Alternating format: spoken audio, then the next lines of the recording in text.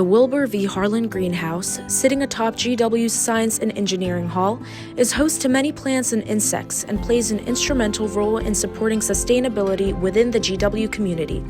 Rachel Canalicchio, the greenhouse manager, sat down with me to discuss how she and her team of student volunteers and staff are driving environmental initiatives both on and off campus. Hi, I'm Rachel Canalicchio. I'm the greenhouse manager here at the Wilbur Harlan greenhouse at George Washington University. We're a part of the biology department.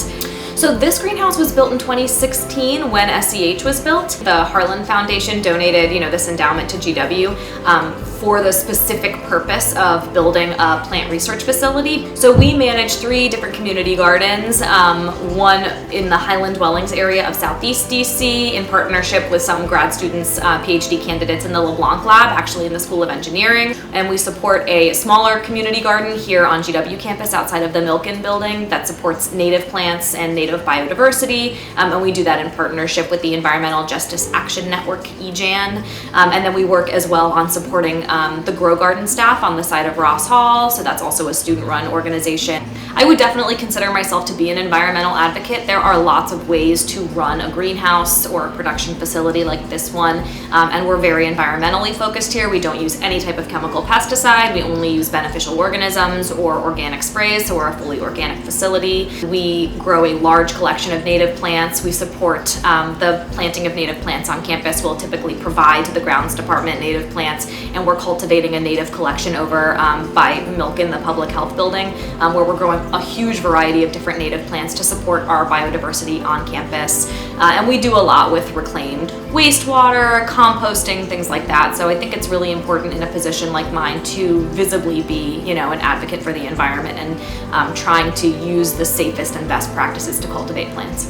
Rachel walked me through the greenhouse bays, offering a glimpse into the workings of the space and the abundance of biodiversity present.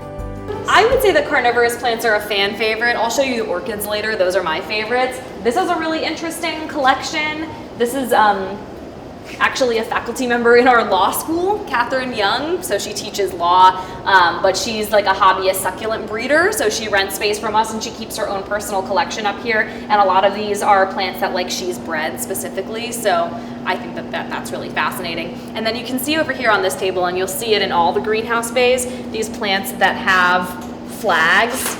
Anything that you see with an orange flag is a student project. So right now it's a student in my biology of horticulture class, so they're tasked with growing different types of plants in the greenhouses.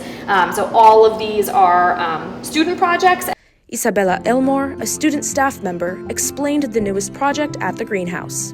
I'm Isabella. I'm a senior in mechanical engineering, and I'm helping the greenhouse construct this pond, which we'll use to help research for aquatic plants, things from the Chesapeake or other bodies of water that are of interest to a lot of the researchers and scientists at GW. I think just being close to the plants and having a really strong working knowledge of plant growth and the things that affect plant growth are really beneficial to students feeling like they're advocates for the environment, because the more time that you spend with these living organisms, the more familiar you are with them, the more cognizant you are about these issues when you're going about, your normal lives. For Planet Forward, I'm Avanti Patwardhan.